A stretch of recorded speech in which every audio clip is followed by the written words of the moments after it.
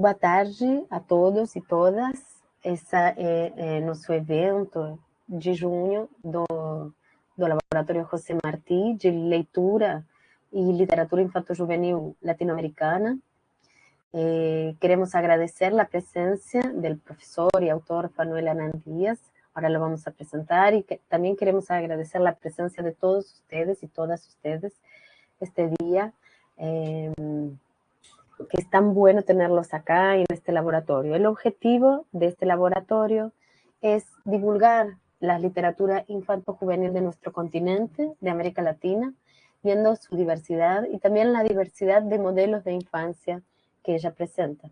Entonces, este es un invitado de lujo que tenemos, un académico y un autor muy prestigioso, así que estamos contentísimos con su presencia.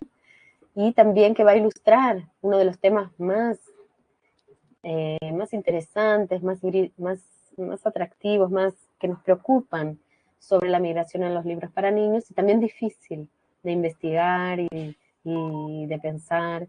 Y sin embargo, que tiene relación con nuestras experiencias, ¿no? Muchos de nosotros somos migrantes en más de un sentido. Entonces, eso es muy importante para nosotros este tema. Voy a pasar entonces a presentar al profesor. Fanuel Anand Díaz nació en Venezuela y es considerado uno de los investigadores y editores de literatura infantil más reputados en América Latina. Muchos de nosotros que estudiamos literatura infantil lo hemos leído. Licenciado en Letras por la Universidad Católica Andrés Bello en Caracas y máster en Ciencias y Artes Aplicadas. Coordinó el Departamento de Selección de Libros para Niños y Jóvenes del Banco del Libro y dirigió la revista Para Par. Ha dictado conferencias y talleres en diferentes países latinoamericanos, en universidades de Europa y Asia. Profesor invitado en el Máster Gretel de Literatura Infantil y autor del curso virtual de Escritura Creativa del Centro Regional para el Fomento del Libro, CERLALC. Recibió una beca en Múnich para desarrollar investigaciones sobre procesos de impresión en libros antiguos para niños. Y con el apoyo de la Embajada de Francia realizó una investigación sobre la obra de Julio Verne. Ha ganado en 2 oportunidades el Premio Nacional de Literatura Infantil en Venezuela. Es teórico e investigador en literatura infantil y es autor del ensayo Leer y Mirar en el libro álbum, un género en construcción. Además de todo eso, es editor de la revista Barataria de literatura infantil latinoamericana, auspiciado por el grupo editorial Norma. Ha sido jurado del prestigioso premio Hans Christian Andersen, del Bologna Ragazzi y de la Bienal de Bratislava. Así que bueno, podríamos decir mucho más sobre el profesor Fanuel Anand Díaz, pero vamos a dejarlo por aquí para darle la palabra a él. Bueno, nuevamente agradeciendo la presencia de todos ustedes y sobre todo al profesor Fanuel que ha tenido la generosidad de estar con nosotros hoy. Muchísimas gracias. Le paso la palabra. Muchas gracias, Alejandra. Muchas gracias, Carolina, al Laboratorio Martí también por esta experiencia y poder compartir con ustedes un tema que para mí es cercano por varias razones, entre ellas porque yo soy un migrante, soy venezolano, vivo en Bogotá, estuve residenciado en Bogotá, ahora vivo en México, pero en este momento estoy hablando desde Miami. Entonces he sido un transhumante, una persona globetrotter o trotamundo, como dicen, algunos dicen ciudadanos del mundo, pero desde mi experiencia creo que me ha tocado muchísimo este tema especialmente porque lo he vivido como en mi historia personal. Voy a aprovechar de presentar estos slides porque me gustaría hablar de algunos temas que son muy categorías, más que unos temas que reúne muchos contenidos que son comunes en libros para niños que tocan el tema de la migración. La migración es un fenómeno que a todos de alguna manera nos ha tocado, no solo como está diciendo Alejandra, que todos somos migrantes en algún sentido, sino porque recientemente la migración ha eclosionado y ha sido como mucho más una dinámica de las sociedades contemporáneas, no solamente esa migración, la espina dorsal que va de Centroamérica a México, sino que hemos tenido muchas formas de migración en América Latina desde siempre. Pero me gustaría un poco revisar lo que esta palabra quiere decir. Es una palabra, estoy tomando la definición del diccionario de la Real Academia, que implica esta definición el hecho de trasladarse desde un lugar que se habita a otro diferente.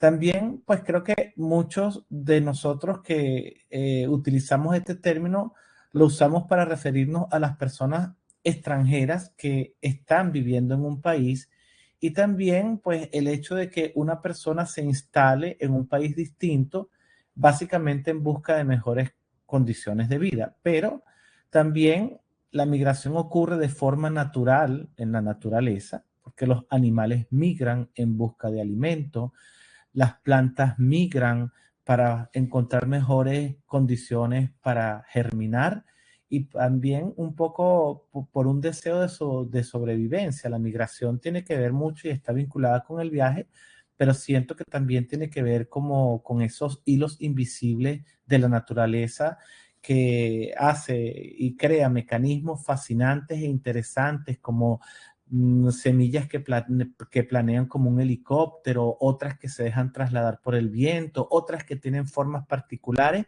justamente para poder prolongar la existencia y es un mecanismo que también tiene mucho que ver con el hecho de la vida y sus continuidades. Pero la migración en América Latina, que se ha reflejado en muchos libros, tiene que ver con condiciones geográficas, políticas y económicas que suceden en nuestro continente desde hace algún tiempo. Existe y ha existido una migración del campo a la ciudad por muchas razones. América Latina tiene centros urbanos muy poblados. Estamos hablando de ciudades con población importante como Ciudad de México, Buenos Aires, Río de Janeiro, Bogotá. Estamos hablando de ciudades que son muy pobladas y que son polos magnéticos que atraen muchas periferias y especialmente por muchos desarrollos, por ejemplo, en el caso de Venezuela, por la eclosión de la explotación petrolera y en el caso de otros países por economías mucho más robustas en los centros, las periferias fueron como que abandonando el campo y un fenómeno común que ocurre es este abandono de pueblos, campos y ciudades pequeñas para trasladarse y hacinarse en ciudades grandes. Entonces, esta migración del campo a la ciudad se refleja en muchos libros para niños. También una figura muy particular en América Latina es el desplazamiento forzado o forced displacement.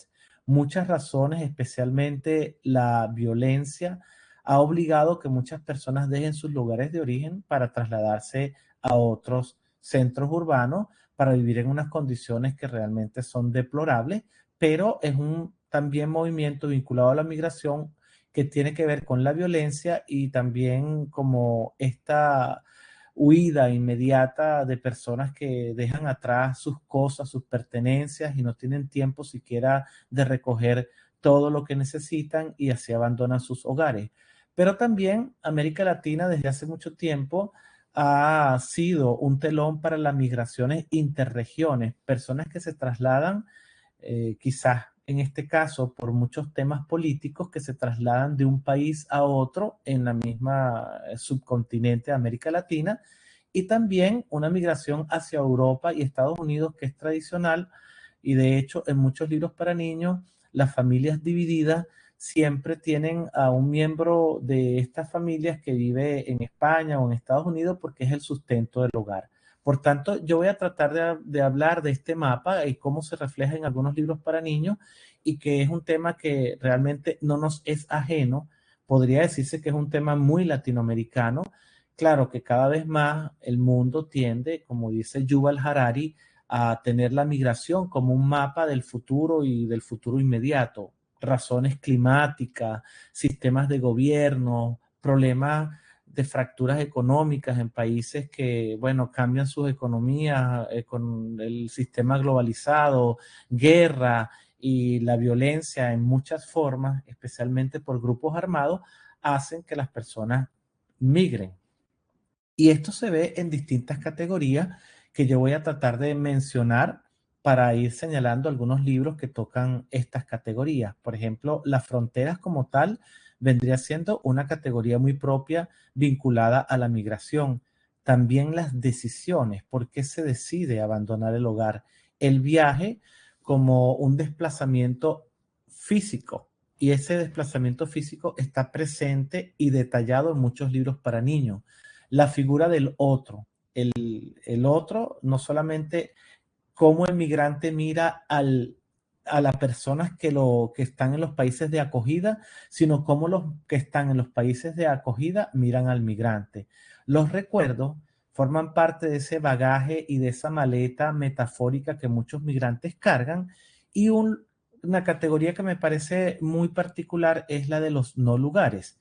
Hace poco estuve invitado a Tijuana, en Ciudad de México, perdón, en México, y me conmovió muchísimo la energía que esa ciudad transmite, y me parece que es uno de esos no lugares que uno puede reconocer, porque es como un sitio donde van a morir los sueños de todos los migrantes que vienen en esas largas caminatas de kilómetros y días desde América Central, y que allí se encuentran con una reja inexpugnable que no pueden atravesar, y que allí mueren todas las ilusiones con las que ellos estaban llegando a ese sitio, y crea como una especie de represa energética, y ahí tú sientes que es un sitio como ecléctico, pero también con mucha desesperanza, con mucha pobreza, y eso realmente a mí me impactó muchísimo reconocer como un no lugar de la teoría que uno lo comenta a verlo y sentirlo en esta experiencia de viaje que tuve. La frontera, obviamente, son demarcaciones que el ser humano ha trazado para determinar hasta dónde llega un país y dónde comienza el otro. Los hitos son parte de cómo nosotros organizamos no solamente los países, sino las vidas, las ciudades. Hay fronteras que son invisibles: norte, sur, urbanización tal, barrio tal. Aquí vivimos los que tenemos cierto estatus social, y del otro lado, atravesando el río o atravesando la autopista, viven los que tienen otra condición social. Entonces, la frontera han sido parte de cómo el ser humano le manifiesta su deseo de ocupar un espacio. Existen muchas formas de marcar estas fronteras en el mundo. Unas son muy estéticas, por así decirlo, como esta entre Ucrania y Polonia: dos peces en medio de un sembradío, uno que va a un lado y otro que viene al otro. Es una forma hasta curiosa de marcar una frontera. Esta es la frontera que separa a Brasil de Paraguay, justamente en medio de un río. O sea, partir un río en la mitad, un pedazo de las aguas o una parte de las aguas van para un país y otra para el otro.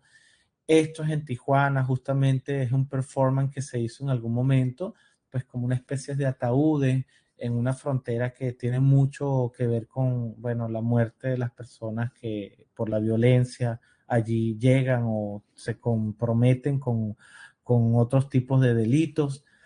Esta es una frontera muy particular entre Bélgica y los Países Bajos, una especie de línea de mosaico que marca un paso para decir estoy en un país o estoy en otro. Y las sillas que están del lado de Netherlands, de los Países Bajos, se repliegan un poco porque del otro lado es un corredor.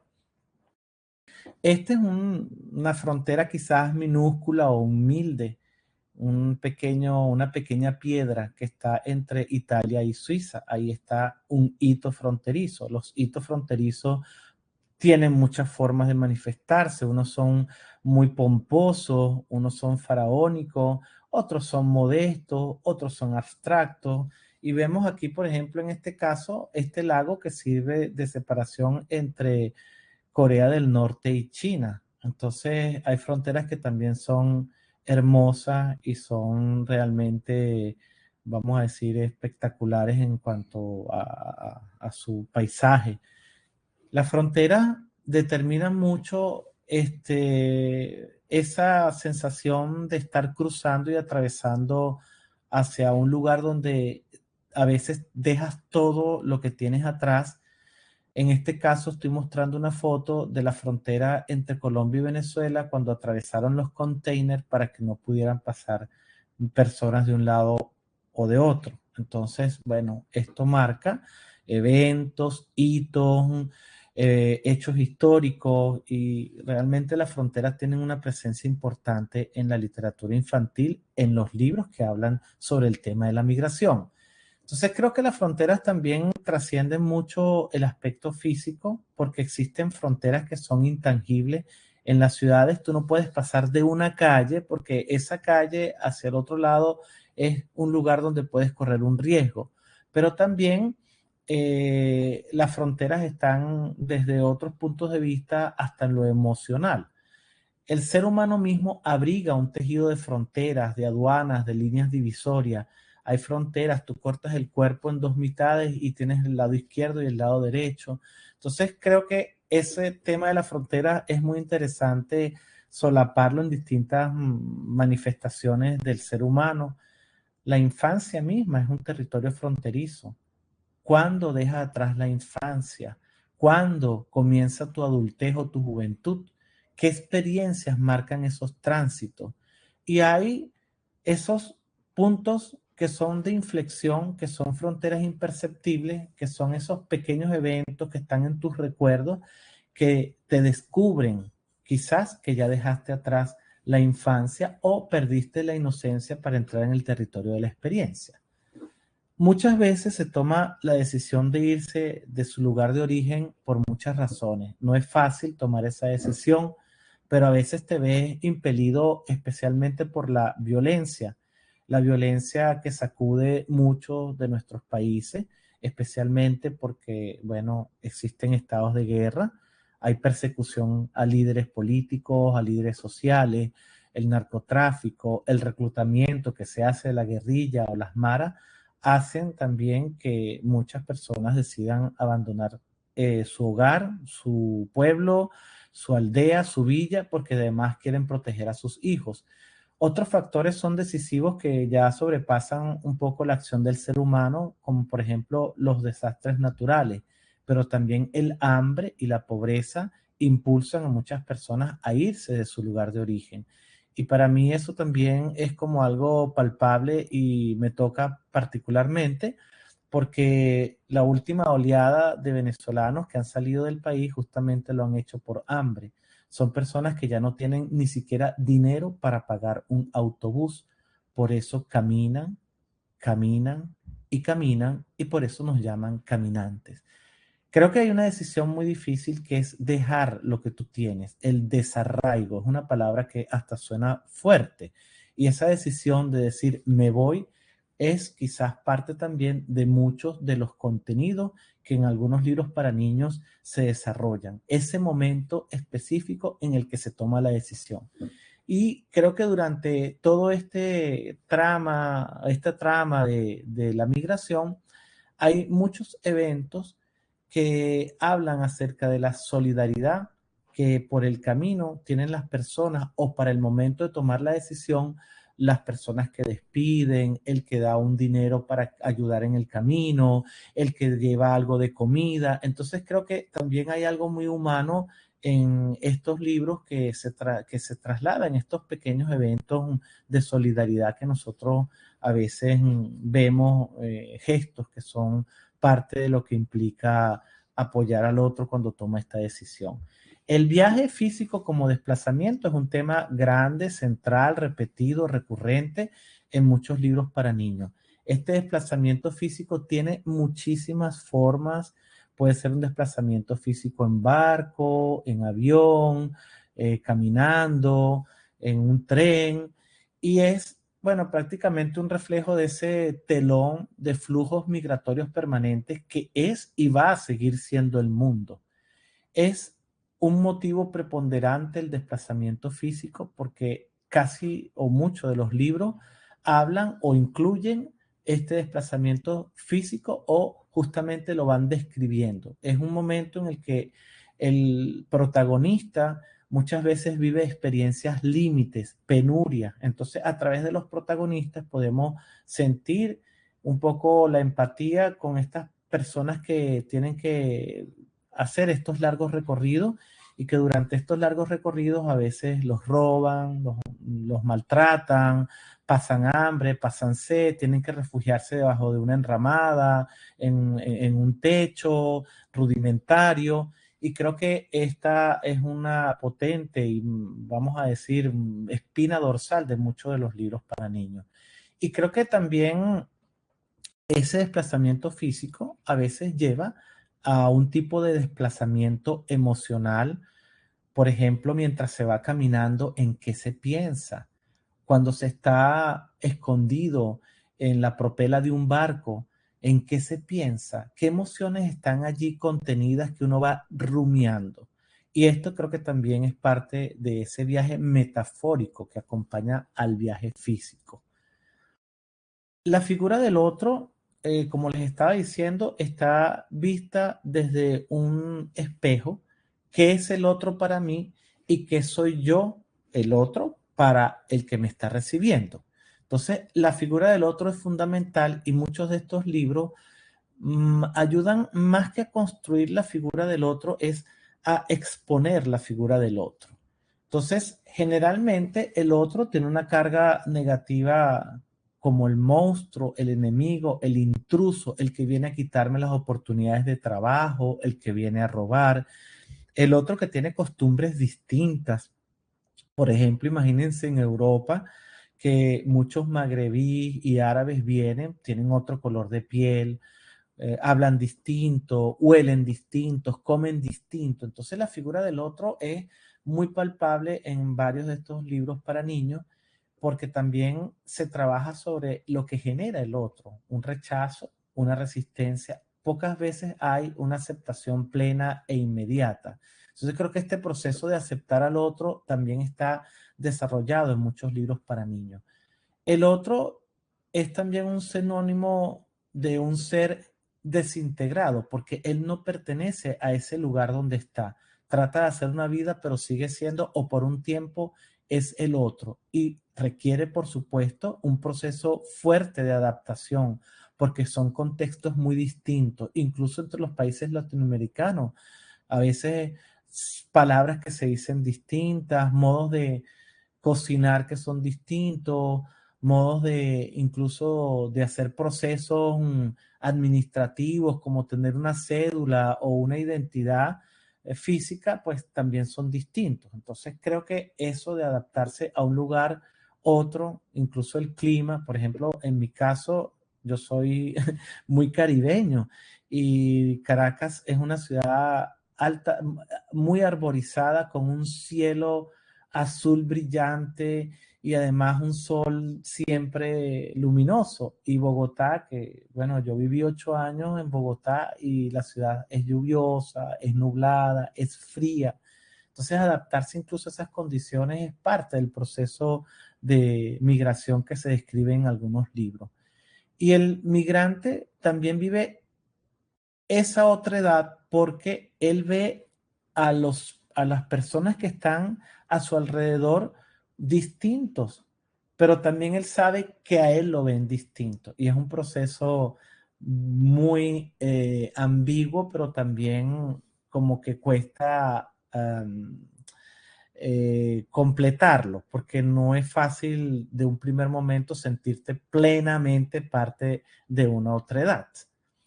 Los recuerdos es una carga, bueno, carga porque es como más que todo se le da una connotación negativa, pero los recuerdos como carga es como lo que tú llevas a cuestas, que son necesarios para mantener tu relación con el origen, el arraigo, las raíces.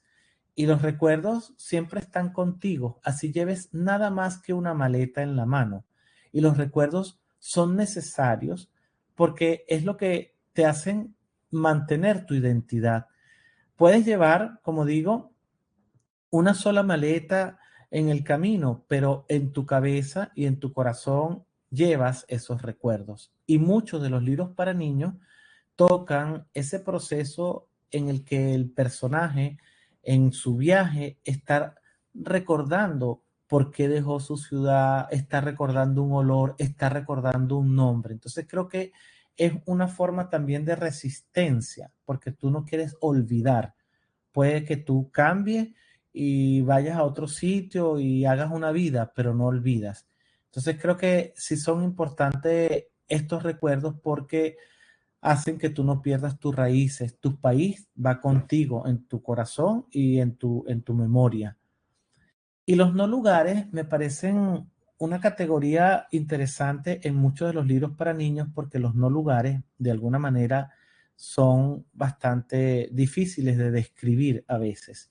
Puede ser una zanja, puede ser una cabina de un tren, puede ser un tránsito en medio de un barco en la noche, en el mar. Es un no lugar porque no estás ni en tu país ni estás en el otro país. Estás en un tránsito, estás en un limbo, estás en un in-between, estás en una zona liminal. Y ese estar en un no país o en un no lugar te hace perder tu identidad y tu ciudadanía, porque ahí no eres persona, por así decirlo. Tu documento de identidad, si lo tienes, no es válido en ese no lugar. Entonces creo que es muy importante en la literatura infantil el reconocimiento de estos no lugares que, como les estaba diciendo, en el caso de Tijuana, me recordó un poco ese concepto del no lugar. Son espacios a veces físicos, como les digo, que puede ser una zanja o un escondite o la cajuela de un carro, pero también pueden ser espacios intangibles. Eso es para mí como que un tema, un contenido muy particular que se desarrolla en los libros para niños o en algunos libros para niños, porque los no lugares, además de que son momentos de transición, pueden ser abstractos o pueden ser amenazantes, también te pueden devorar, porque allí eres invisible y si desapareces, nadie sabe pues que te desapareciste, porque ahí no hay posibilidades de que otras personas sepan de tu destino.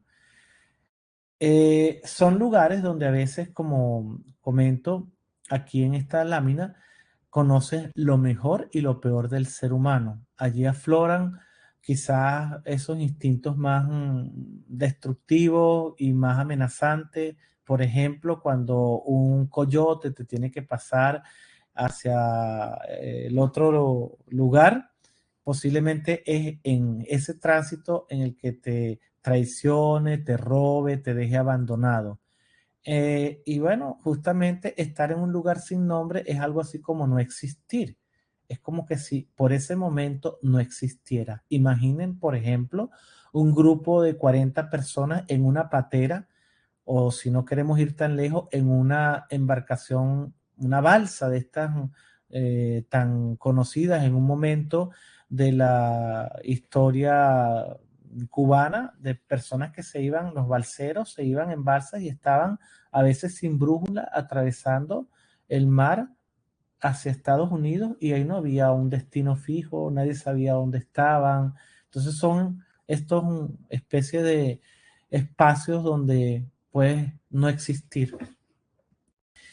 Y me gustaría, haciendo esta pequeña introducción, porque este es un tema para desarrollar como a mayor profundidad, con otras aristas y con otros contenidos que pueden ser hasta incluso fascinantes por la manera como se abordan, me gustaría hablar de algunos libros que tocan el tema de la migración. Particularmente hay libros que han desarrollado este tema desde hace algún tiempo. La migración quizá es un tema acuciante social en este momento por lo exponencial que ha sido los eventos más recientes como la guerra en Ucrania, el tema con Afganistán, la guerra de Siria, el problema en Venezuela. Entonces, por todas partes pareciera que es como, mira, hay muchos migrantes y es un tema del... No, la migración ha estado presente en las sociedades y también en la literatura infantil desde hace mucho tiempo. Este libro, que podría ser como un clásico del tema de la migración, que se llama Un puñado de semillas, publicado por Ediciones Ecaré, tiene que ver con una historia que se repite de estas familias que trabajan para un landowner o poseedor de la tierra o un latifundista, y cuando ya no la pueden trabajar, en este caso, esta niña llamada Concepción, que vive con su abuela en un rancho de barro y que trabaja la tierra para este señor, pierde el derecho porque la abuela muere y ella, el señor le dice, mira, ya aquí viene otra familia a trabajar que puede rendir más que tú, te tienes que ir. Y como ella no es la dueña de la tierra, no, eso es un tema fundamental, la tenencia de la tierra como un factor decisivo para muchos procesos de migración y también en este caso para el desplazamiento del campo a la ciudad. Esta chica se va a vivir a la ciudad, bueno, en unas condiciones de, como llamamos, pues de shantytown, de zona marginal, de villa miseria, y allí lleva, si ustedes se dan cuenta en esta imagen, una carretilla y vemos como ese bolso que está a los pies de ella aquí en esta escena. Y en ese bolso de color como rosa, ahí lleva las semillas, que es también un poco como la herencia que ha recibido del amor por la tierra de su abuela. Y justamente en medio de este sitio desolado, desastroso, lleno de aguas negras y de casas chabolas mal construidas y de efímeras, por así decirlo, ella hace florecer un jardín. Creo que este libro en su magia y en su estética es valioso porque muestra las posibilidades que tenemos nosotros de llevar algo al sitio donde estamos que puede florecer y que puede ser así de hermoso como este jardín que Concepción, que es el nombre de la niña, hace florecer en medio de esa miseria. Otro libro que podríamos considerar también ya de los que tienen tiempo en el mercado es el de Sapo y el Forastero. Max Beltuis, que es el autor de esta serie de Sapo, toca varios temas distintos. El tema de la muerte, el tema de la amistad, y en este libro que se llama Sapo y el Forastero, toca justamente un tema que en Europa en algún momento fue muy álgido, especialmente por la eclosión de muchas personas que venían de países del este. Y aquí, en este caso, viene una rata a esa villa, ese pueblo donde viven Sapo con sus amigos, liebre, pata, etcétera.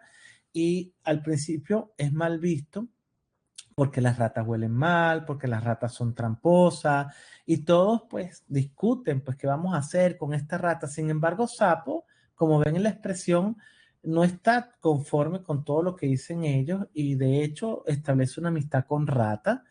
Rata hace cosas maravillosas como salvar a la casa de Cochinito que se está incendiando, salva a Liebre que se está ahogando y poco a poco ellos comienzan a encariñarse con este forastero que deja de tener las cualidades del otro, de la rata que roba, que viene a hacernos daño, que es raro y que es de mal aspecto y empiezan a entender que tiene carisma, que es una persona que es servicial. Y al final, bueno, Rata estaba de paso, simplemente como una especie de, bueno, trotamundo que pasa y dice, no, yo no me voy a quedar aquí, yo voy a seguir mi camino. Entonces, cuando ese forastero se va, deja sembrado en ellos una emoción distinta. En ese sentido, yo creo que muchos libros para niños tienen la posibilidad de cambiar la manera de pensar y de sentir con respecto al otro, no solo porque construyen esa noción, sino porque lo describen como un ser tan humano, tan desvalido y tan servicial o tan amigable como puede ser cualquier persona. La isla es otro libro que me parece de este grupo potente y un poco oscuro. Bueno, de hecho está trabajado en carboncillo. Es de Armin Greder, es un libro más de sintonía nórdica y habla acerca de una isla fortificada que está en la tapa, pero que al principio no está así. En esa isla llega un migrante abatido, desnudo, flaco, y ellos enseguida, estos hombres gordos, pesados, bueno, imponentes, lo reciben con instrumentos de labranza agudos para hacerle daño. ¿Tú quién eres? ¿Por qué vienes aquí? Y lo aceptan a regañadientes. Y aceptarlo en regañadientes es como reconocer que más allá de sus fronteras en el mar hay cosas personas, seres que pueden venir y esto los hace incluso reunirse entre ellos y pensar en una solución para que no sigan viniendo personas de afuera. Llega un momento en que no soportan la presencia del extraño y lo expulsan de la isla para que más nunca vuelva. Él causa miedo entre las personas, miedo porque lo imaginan como un salvaje, como una persona que puede matar a los hijos, que puede robarles su dinero, que puede quitarles el trabajo, que les puede quitar la comida. Y estos hombres egoístas, intolerantes, poco acogedores, terminan expulsando y fortificando su isla de esta forma para que más nunca ningún otro migrante llegue. Este libro me parece muy potente porque él no ofrece una solución complaciente, pero es un libro que muestra cómo el ser humano es capaz de erigir todos estos muros impenetrables por ese miedo terrible que tienen de las otras personas. Esta imagen me parece, la repito, porque me parece muy contundente de lo que implica esta actitud. Fíjense ustedes, una persona desvalida, sin armas, encorvada, amarrada, y los otros furiosos, corpulentos, con instrumentos de labranza que pueden hacer daño, que no son para cultivar la tierra en este caso, sino para herir, expulsan a esta persona, abusan de todo su poder y es una demostración clara de la fuerza, el poder, el bienestar que pueden tener unas sociedades frente a la pobreza, a lo raquítico y lo débil que pueden ser otras sociedades.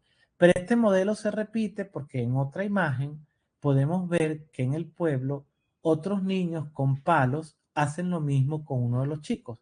Entonces, este modelo que los adultos están repitiendo sufre también las posibilidades de que se traslade a las otras generaciones. De hecho, arriba les muestro esta imagen de un dibujo que hizo un niño inspirado por todos por este libro. Entonces, de alguna manera, la figura del otro, del que es distinto, también encuentra un cierto reflejo en este libro que habla sobre la migración. Migrar es un libro interesante y me parece estético, interesante en la manera como incluso está concebido su concepto editorial. Este libro ganó el premio New Horizons en Bolonia y está publicado en México por la editorial Tecolote. Este es un libro hermoso en forma de acordeón que se despliega de arriba hacia abajo y que cuenta la historia de un niño que va desde arriba, su milpa, donde está su granja, desde esa parte de arriba donde está el sol y emprende el camino para buscar a su padre que está en Estados Unidos. La familia es expulsada de la tierra porque nuevamente ocurre lo mismo que pasó con Concepción, no son los dueños de la tierra y el dueño los expulsa de la casa y ellos van a buscar al papá del que no se sabe nada. Y bueno, tienen que ir desde su pueblo hacia Estados Unidos y emprenden ese largo viaje. Nuevamente, el viaje físico, la violencia, el desarraigo, todo lo que eso implica está presente en este libro muy hermoso que va desplegando este viaje de arriba donde está el sol a manera de un códice mixteca y va haciendo que el protagonista vaya contando en primera persona todo eso que va sintiendo cuando tienen que correr para agarrar el tren, cuando pasa la patrulla, las personas que quieren hacerles daño, etcétera, etcétera. Y bueno, al final de todo, cuando él ya llega a Los Ángeles, porque se ve que abajo ya están los rascacielos, los aviones, él lo que hace es preguntarse, ¿y qué estará haciendo Gazul, mi perro, que se quedó allá en la milpa? Y eso me parece tan hermoso que cuando se recupera la voz narrativa, al final el niño lo que piensa es en su perro. Y creo que pues en ese sentido lo hace un libro muy auténtico y además de hermoso. El viaje que ellos hacen es desde arriba hacia abajo, sin embargo, en realidad el desplazamiento que hacen es en el eje contrario, porque ellos van de México hacia Estados Unidos, es decir, van de abajo hacia arriba. Este libro publicado en Colombia, que se llama Antonia va al río y está publicado por una editorial que se llama Cataplum. Es un libro muy interesante, es solo de imágenes, que toca el tema del desplazamiento forzado. Para mí, en este caso, un grupo de personas, esta es una niña que abraza a su perrita y empiezan a juntarse en una fila, niños con gallinas, con pájaros, adultos con paquetes, y están esperando de este lado que venga que una lancha, que es la lancha que los va a transportar de ese pueblo donde tienen que huir hacia la otra parte. Llegan y atraviesan la selva. En la selva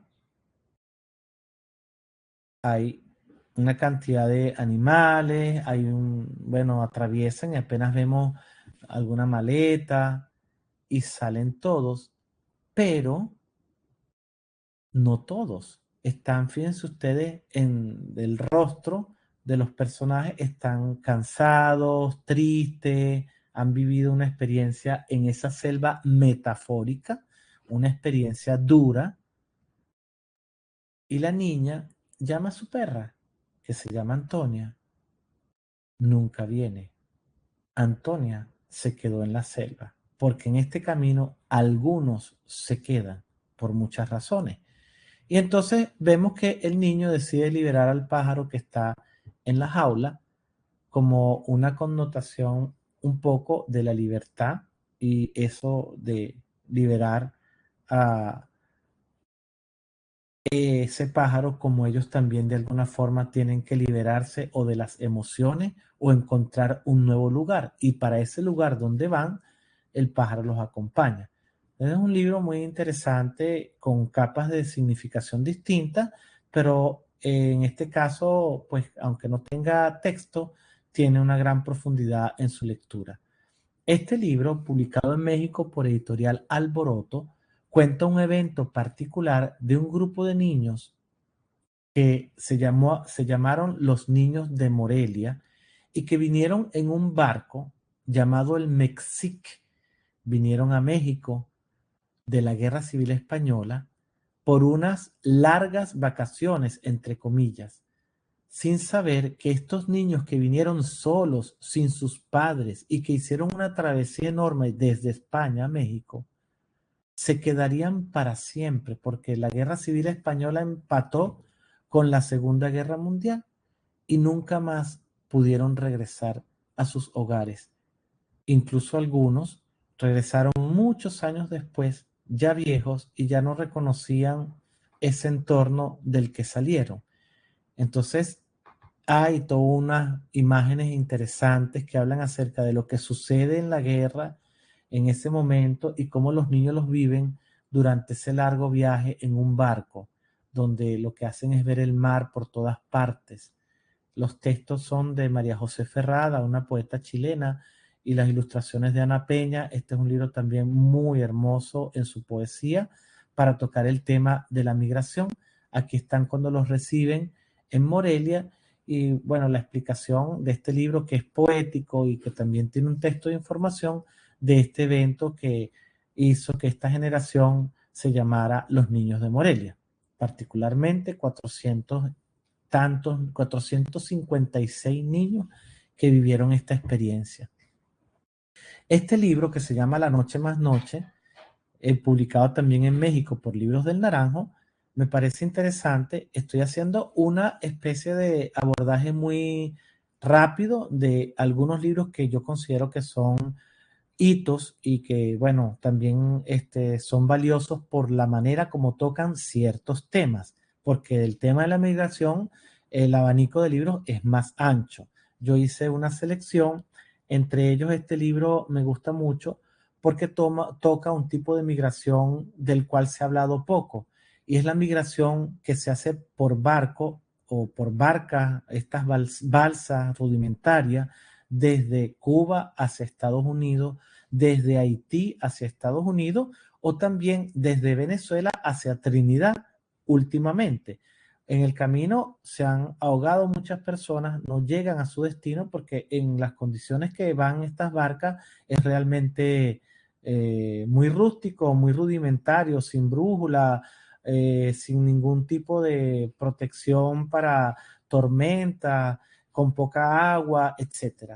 Y bueno, la desesperación nos lleva a lanzarse a esa noche más noche, como describe Sergio Andricaín, el autor de este texto, en una historia en la que pues aquí está ese momento en que ellos deciden irse, la decisión nuevamente, la decisión de salir, la abuela que llora y lamenta que se vayan a llevar al niño, y esa noche en la que los padres, junto con el niño, en un barco, tienen que soportar los embates de una tormenta y al final la desolación de haber llegado a su destino, pero no todos. Y es la tristeza infinita que este niño nos cuenta en este libro profundo, poético, nostálgico, de cómo se siente. Es tan indescriptible ese sentimiento que yo nunca había leído un texto que tratara de esta manera tan delicada la emoción indescriptible de sentir rabia, dolor, tristeza, desolación al mismo tiempo. Entonces, este es un libro que me parece también de esas piezas maravillosas y que hablan sobre el tema de la migración. Al final, la guarda cierra con esta imagen de la persona que se ha ido, como una especie de fantasma también en sus recuerdos en una noche oscura. Y bueno, para cerrar, yo quisiera leerles un texto que ganó un premio nacional en Colombia. Es un texto que yo escribí y que, bueno, surge por muchas razones y entre ellas mi experiencia personal con respecto a ser un migrante venezolano. Para el momento que yo escribí este texto, tenía 5 años sin ir a Venezuela y sin ver a mi familia. Por tanto, ahí hay una emoción personal que se involucra dentro de este texto. Muchas cosas que uno ve por el camino. Me tocaba recorrer el país en vehículo. En algunos casos tenía que ir, por ejemplo, de Bogotá a ciudades cercanas como Ibagué. Y por las madrugadas, cuando salíamos, veías al borde del camino la gente caminando, caminando, caminando.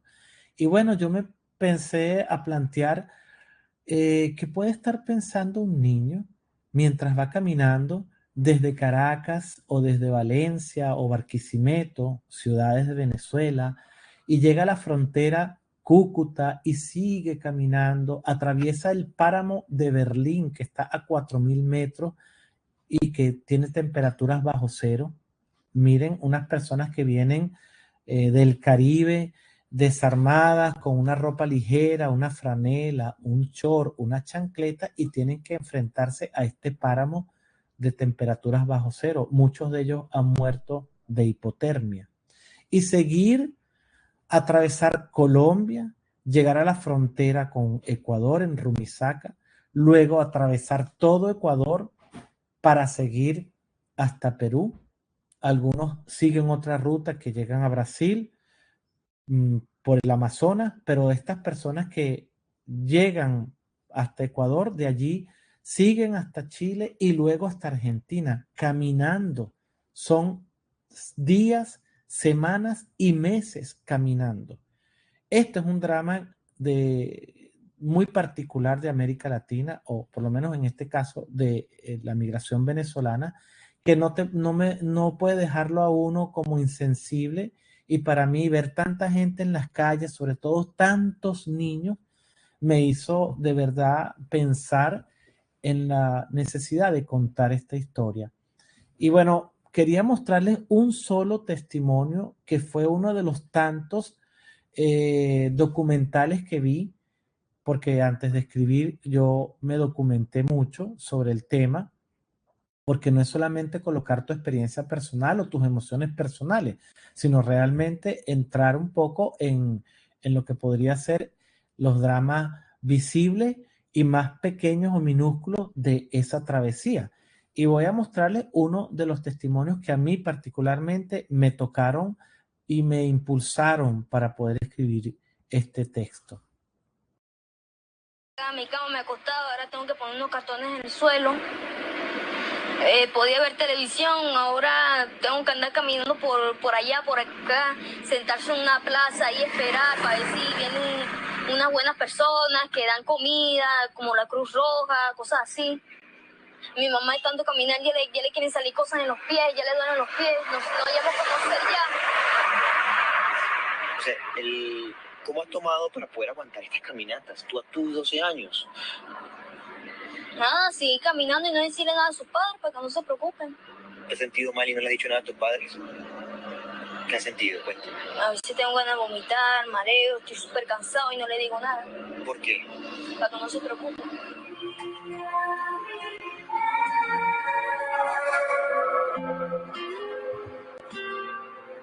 En el municipio de Santana, el departamento de Boyacá, 5 miembros de una familia exhausta de caminar tratan de que algún vehículo los acerque un poco más a su meta, Bogotá.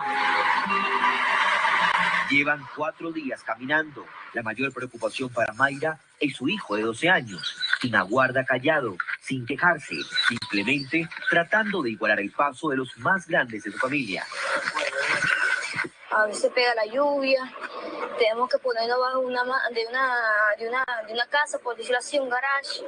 Ayer por lo menos dormimos frente a una panadería. Y todo esto por una cosa, por el señor que está allá, el presidente Maduro. A veces yo me creo que ese señor no siente piedad de nosotros, porque estamos pasando hambre, a veces nos contamos sin comer, no podemos hacer nada en nuestro país. Tenemos que caminar hasta Bogotá para poder encontrar allá qué hacer, para irnos a un destino buen por venir. Es el estremecedor relato de un niño migrante. Sentimientos encontrados, sentimientos que ha callado. Yo me quiero ir para mi casa, pero tengo que seguir haciendo esto, porque allá no puedo encontrar nada. Allá no se consigue nada, tú no puedes comer, tú no puedes hacer nada. Hoy tuve que, me dieron la cola un camión de basura, todo sucio. Mi bolso se ensució todo. ¿Yo qué voy a hacer allá en Venezuela? Me tengo que venir para acá a caminar.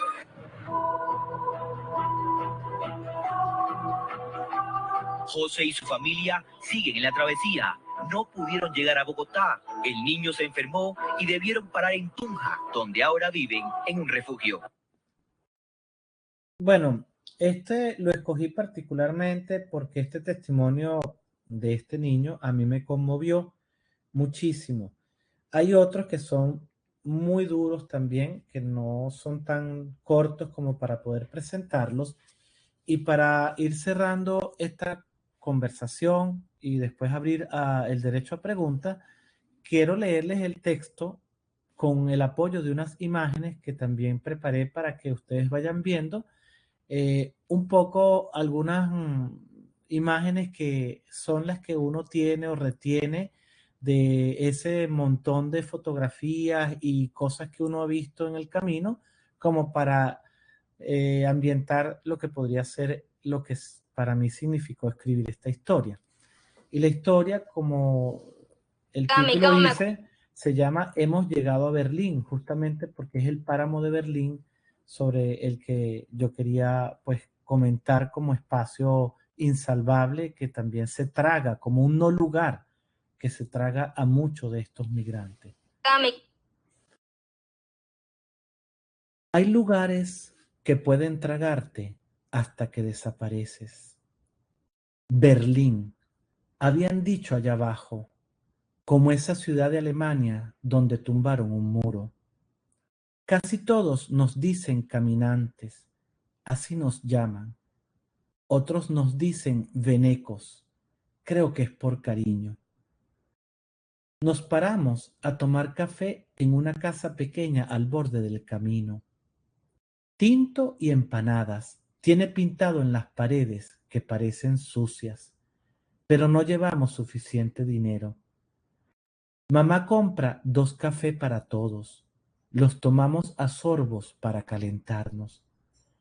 La señora nos dice que con esa ropa y esas chanclas no cruzamos el páramo, que andamos muy ligeros.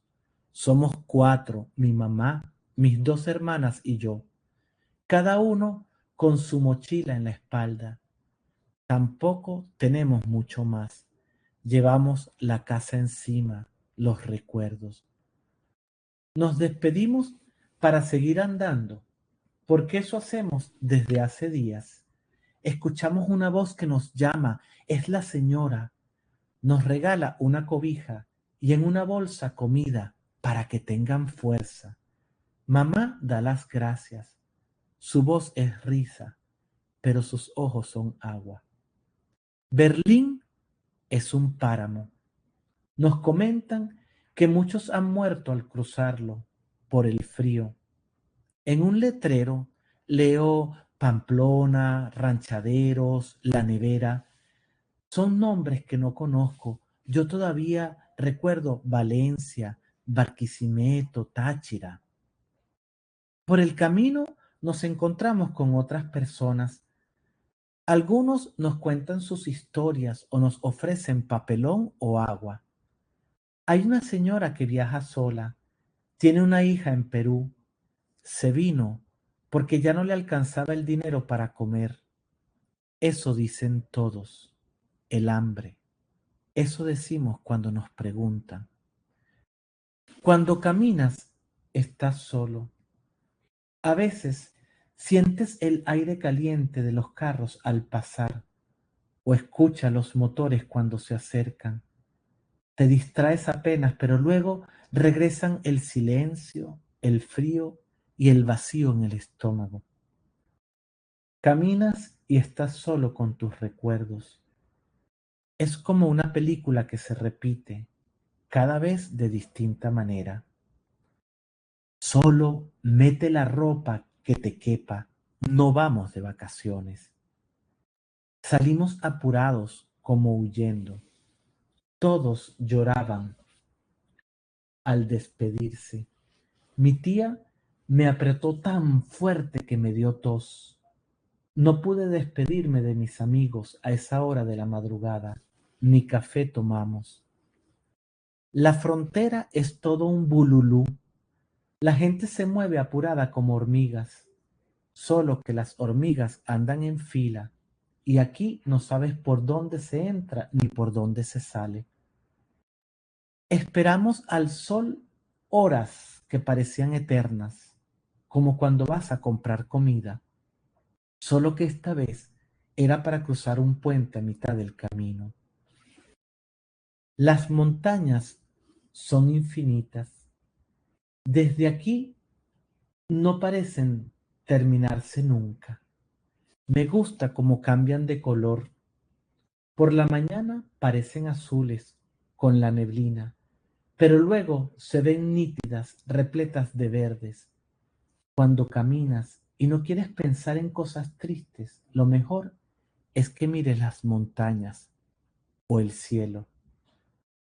Mamá se voltea a veces y me pregunta con los ojos cómo me siento. Aunque le devuelvo una sonrisa, ella sabe que estoy reventado, pero no le digo nada para que no se preocupe. Devolverse es la muerte, dice ella, dicen todos. La primera noche dormimos en un refugio.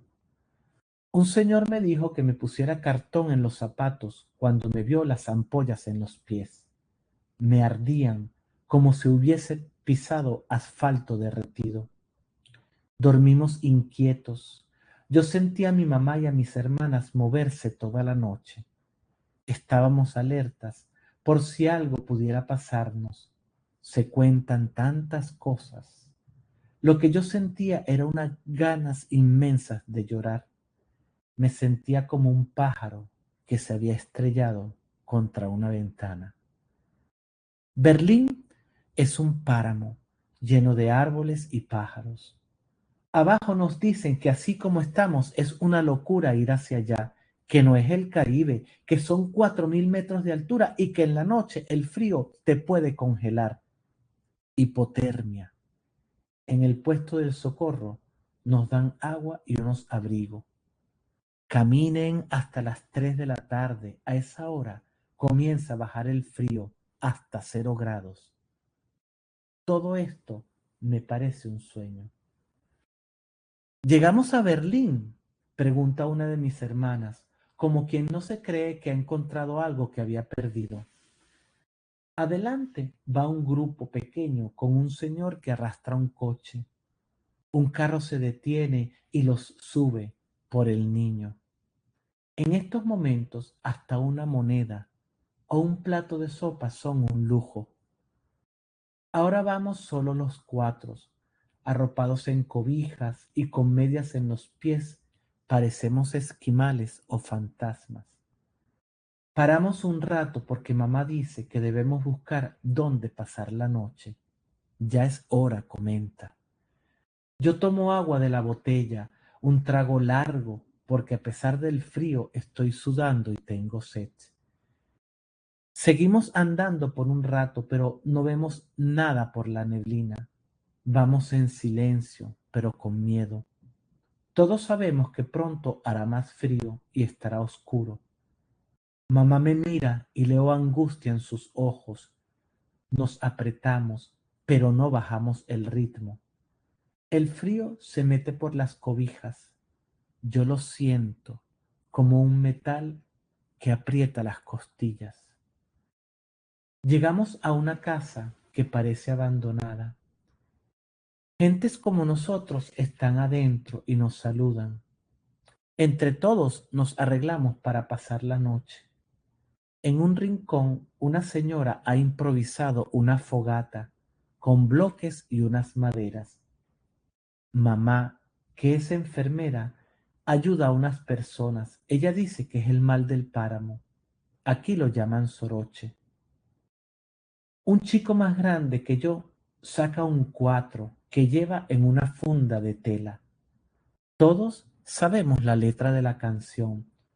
Con tu paisaje y mi sueño me iré por esos mundos de Dios. Susurramos como hipnotizados. Hay un silencio infinito.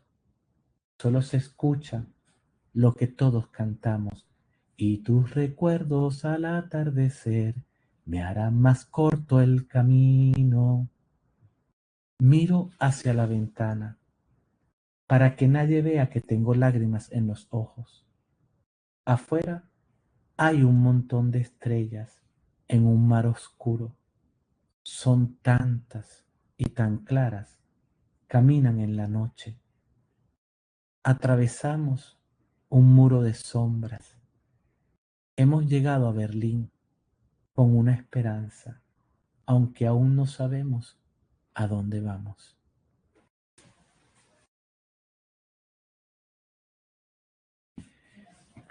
Quisiera, para cerrar, hablar acerca de estos libros de migración.